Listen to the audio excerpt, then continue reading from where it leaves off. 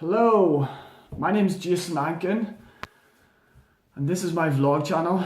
Today's video, I'm going to talk a little bit about my career. So basically recently, maybe a couple of years, about two or 3 years ago, I decided that I was going to switch my career.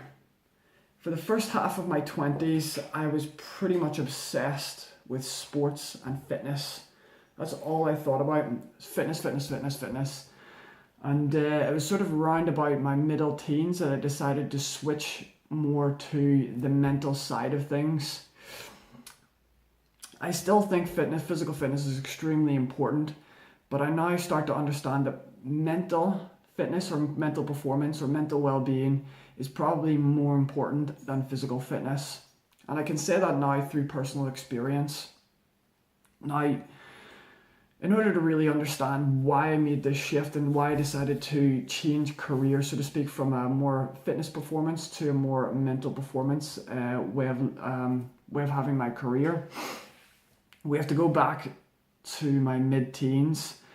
So basically, in my mid-teens, I was a bit of a rebel. I got into a lot of trouble, and I wasn't really focused on schoolwork at all. In fact, so much so that I actually ended up in the bottom class of junior high school. So there was 3 A classes, 4 B classes, 5 C classes, and a final D class. And I was actually in that class. Now, it's not because I wasn't intelligent. It was simply because I wasn't performing well. I was not motivated. I wasn't disciplined. And I just didn't really give a crap about school at that time in my life. 2 years later, I failed 5 out of 6 of my GCSEs. I only did 6 GCSEs and I failed 5 of them. I only passed 1, and that was science. I didn't even have to revise for science. I just got that really easily because I've been watching science documentaries and stuff like that my whole life, so it was very easy. But basically I had no prospects, so I decided that I was going to go to the British Army. And I spent 1 year in the British Army. Now, it was the best experience of my life, no doubt. The things that I learned in the British Army, I will take with me to my grave. I had never experienced something like that before in my life. I did my last video, I talked about sort of drive and motivation. And the reason why it was such an amazing experience for me is because it was a really high performance environment. You were expected to perform very, very well. During your basic training, you basically had to, basic training is basically like soldier training. So this is where you actually become a soldier. It's a 12-week program. Basically the camp that I was in, there was 3,000 people. And what you had to do is every week you were being tested. You had goals that you had to accomplish. You had certain standards that you had to meet. If you did not meet these standards, then you would have got what's called back squatted. Now, back squatting is basically where you get taken out of your current troop and you get moved to a different troop that is a week behind you in training. And that purely happens if you fail like a test, for example, like a drill test, or maybe a written test that you had to do or something. So there was a lot of pressure not to fail. And this is something that I never really had before. When I was in school, for example, I didn't care if I failed an exam. I didn't care if I didn't bring in my homework or whatever. But when I was in the army, it was like all or nothing. You have to pass this or we're going to do this to you. No exceptions. So all of a sudden I started to draw things out of me that I never really knew I had before in me. I became very focused. I became very goal orientated. I was very diligent. I had good time management skills. I even noticed that I would, like after the working day, it normally ended about 4. After the working day, you'd have to do your administration, like getting your kit together, cleaning your space or whatever. I would always get that done before everybody else. I actually finished basic training with 1 of 5 medals. You're given 5 medals out of basic training. I was given 1 of them, and it was the most improved recruit. I was also runner-up, probably 2nd or 3rd runner-up for a 2nd medal, which was best PT, because I was so dominant at running. But being through that experience taught me about high performance. It taught me how to actually perform well. Now, after I left the army, I did a few odd jobs, and then I decided that I was going to go back to school. And I was about 20 years old. And I started studying sports studies. And I set myself a low target of passing every single assignment that was given to me. Now, the reason why I did this is because I didn't have a lot of confidence. Sorry, that was Alexa. I basically didn't have a lot of confidence in my ability to my academic ability, basically, because I'd failed 5 out of 6 of my GCSEs previously. I was like, okay, I'm a little bit nervous about going to a sports studies course because, previously I wasn't that good academically. But I set myself a goal of passing every single assignment. Not only did I pass every single assignment, but I also passed 2 key skills, and I also passed a coaching qualification during that BTEC in sports studies. I remember receiving that certificate, and I held it in my hands, and I was like, how the hell did I do this? I went from being an academic failure to being somebody that passed a BTEC in sports studies. I must tell you this now. In my degree, I'm actually a distinctive student now, meaning that the majority of the coursework that I hand in is up to a distinction standard. If you don't know what a distinction is, it's basically like an A, or you got A, B, C, distinction, merit, pass. I'm a distinctive student. The majority of what I get is distinctions. Now, when I was the second year of my my HNC in sports science, I came across this subject called sports and performance psychology.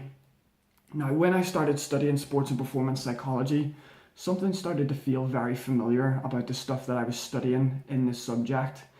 There was talk about things like confidence, there was talk about mental focus, goal setting, leadership, group dynamics, group cohesion, developing yourself, having resilience, mental toughness, all of this stuff. And it started to feel very familiar. I was like, I've been here before. I understand this stuff. And it wasn't that I had studied this information previously. It was that I had experienced this stuff while I was in the military. And it was at this point that I decided, once I started to study this subject, I just couldn't take my mind off it. I was so focused, and I was like, this is the stuff. This is the stuff that got me to go from an academic failure to someone who was passing his BTEC in sports studies, and now I'm a distinctive student. So through understanding high performance psychology, at least integrating it into my character through the military training, and then applying it academically, and also applying this stuff in martial arts, I started to really, really understand the importance of the mind instead of the body. And I actually started to realize the limitations of just sports and fitness as a means of developing yourself, because you're really only developing your body. And yes, there is mental aspects to it. When you're doing sports, you're going to learn those things about your mind and stuff. But it was at this point that I decided, I'm going to now focus my career on mental performance instead of physical performance. And it had a lot to do with the fact that I seen how beneficial it was through my own experience. And this is basically what I want to do, what I want to help other people with, is helping them with their mindset to improve their life. And this was one of the other things I realized, that mental performance is not necessarily important just for athletes, for example. It can actually be applied very broadly. So you can use it to improve your personal health and well-being. You can use it to improve your fitness. You can also use it to improve your relationships. You can use it to improve your career. You can use it to improve your living conditions and stuff like that. And once I started to realize this, I was like, yeah, this can be applied much more broader. So I've set myself a target of completing a postgraduate diploma in performance psychology in 2 years. I'll do my final top-up year next year. 2018, and then the year after that I hope to do a postgraduate diploma in performance psychology.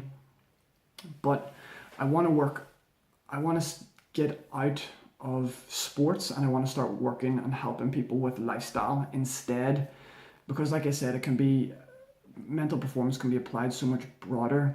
One of my long-ranging goals, this is a very ambitious goal, is to get psychological skills training into schools.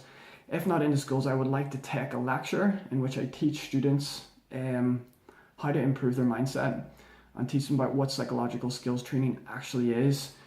So yeah, that's pretty much it.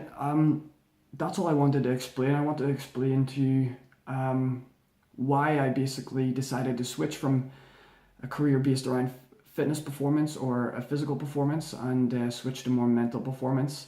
And it's purely because I've had a personal experience with it, and I realized how beneficial it is.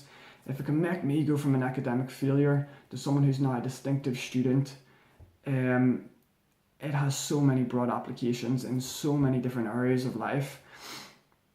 And I just started realizing the limitations of fitness. Yes, physical fitness is all well and good. You need to keep your body, healthy. You need to keep your body functioning well. You need to keep it performing well. But for every area of your life, your mind needs to be sharp. You need to be goal oriented. You need to have mental focus. You need to also think critically. You also need to learn and gain lots of knowledge about life as you go about life, or you're going to limit yourself. So that's really it, and that's all I wanted to talk about today. So yeah, why I basically switched from a career centered around physical fitness to a career centered around mental performance. And I've just started that process now, because I'm now officially a qualified coach and psychologist, and I'll be finishing my advanced certificates in coaching in the next 6 months. So I got 4 more certificates to do, and then I'll be a fully qualified psychological coach. So yeah, thanks for watching. My name's Jason Ankin. This is my vlog channel. Please subscribe if you want to see more videos, and I will see you later, guys. Bye.